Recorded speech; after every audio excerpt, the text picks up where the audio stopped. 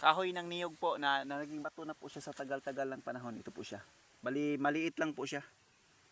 Ito tsura niya. Kahoy ng niyog na naging bato na po siya. Ito po. Maibiyak po siya dito kasi po hiningi po ng kaibigan kong manggagamot po. Ito po siya. Yung tekstura niya po. Bali, kahoy ng niyog po ito. Sa usaping espiritual, ito po yung ginagamit po bilang pandepensa po.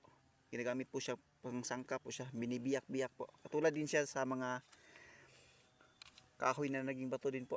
Ito po siya. Sinasangka po siya sa usaping pang-espiritual. Mahirap siya paniwalaan pero totoo po. Sinasangka po siya.